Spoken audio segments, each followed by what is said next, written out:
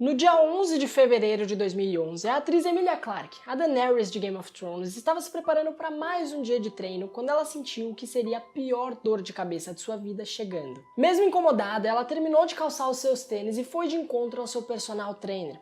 Ela sentiu algumas dificuldades no desenvolver do treino e quando o seu personal passou para ela um exercício de prancha, ela sentiu imediatamente como se um elástico apertasse o seu cérebro. Ela tentou ignorar a dor, mas estava tão forte que ela pediu uma pausa para o seu treinador, foi ao banheiro e chegando lá, quase se arrastando, passou muito mal.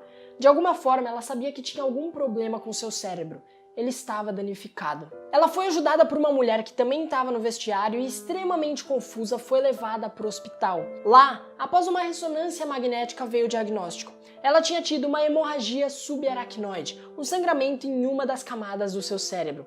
Ela tinha um aneurisma que se rompeu e se tornou um acidente vascular cerebral. A cirurgia era necessária e o medo era enorme.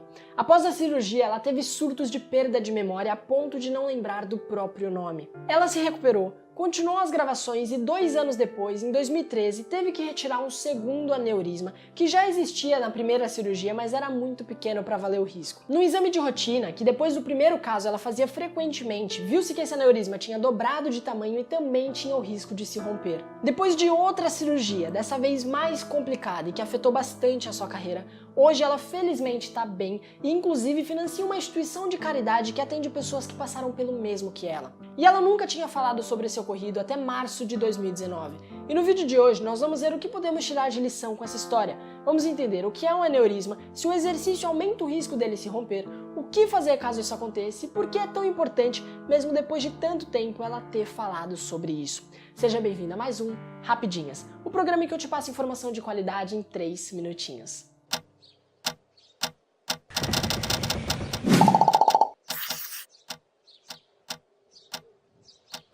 O nosso cérebro tem vários vasos sanguíneos para executar suas funções.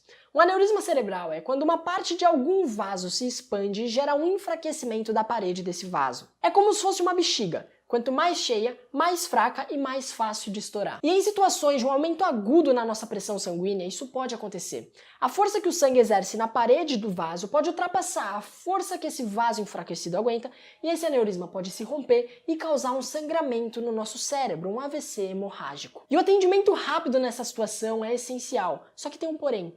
Antes de um aneurisma cerebral se romper, muitas vezes ele é assintomático, você não tem sintomas de que ele existe. É como se fosse uma rachadura na estrutura da sua casa que você não vê. Você pode passar anos com ela, sem saber que ela existe e sem ter nenhum problema. E justamente por ser tão difícil de se prever, é muito importante a gente saber o que pode acontecer caso ele se rompa, o que a gente deve fazer e se, assim como no caso da Emília, o exercício pode ser um causador ou não. Começando pelo exercício sendo bem direto. Sim, o exercício pode ser o estopim para um rompimento de um aneurisma. O exercício de forma aguda pode aumentar a nossa pressão sanguínea e, como eu disse, esse aumento de pressão pode fazer o aneurisma se romper. Inclusive, foi isso que esse estudo encontrou. Atividades físicas mais intensas aumentam o risco de um rompimento de aneurisma.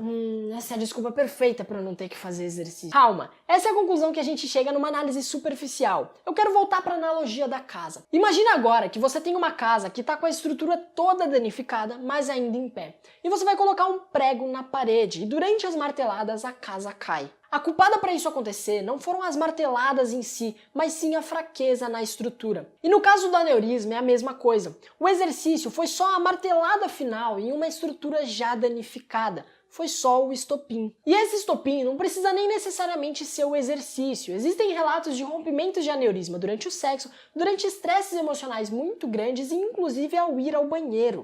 Essa é a desculpa perfeita para eu não ir mais no banheiro. Por isso, a gente tem que entender o contexto por inteiro e não só as marteladas finais. O exercício, apesar de poder ser o estopim, não é um vilão. Inclusive, ele feito da forma correta e controlada pode diminuir as chances para um próprio caso de AVC, por exemplo, além de trazer vários outros benefícios para a nossa saúde. Mas Guilherme, se existe esse risco, como eu vou ter segurança na hora de fazer um exercício? A resposta para essa pergunta eu deixo para vocês descobrirem na postagem do meu amigo e pesquisador Thiago Peçanha. Foi ele que me mostrou esse tema e também me passou o artigo que eu mostrei aqui. E ele fez um texto lá no Instagram dele falando sobre os cuidados que devemos devemos ter e com quais fatores de riscos a gente tem que ficar atento. O link está no primeiro comentário e na descrição do vídeo. Mas além de entender o que é um aneurisma e qual a sua relação com o exercício, apesar da gente torcer para que isso nunca aconteça, nós precisamos saber como reconhecer e o que fazer caso a gente presencie o rompimento de um. Os sinais e sintomas para esse tipo de AVC são semelhantes aos que a Emilia Clarke sentiu. Uma dor de cabeça muito intensa, muito forte, podendo ter presença de náuseas, enjoos, perda de consciência e até uma perda parcial na visão. Caso você ou alguma outra pessoa tenha esses sinais e sintomas, vá imediatamente para um hospital fazer mais exames, porque isso pode ser indícios de um rompimento de um aneurisma. Agora, falando sobre o AVC de uma forma mais geral, foi exatamente esse tema que eu abordei no primeiro Rapidinhas.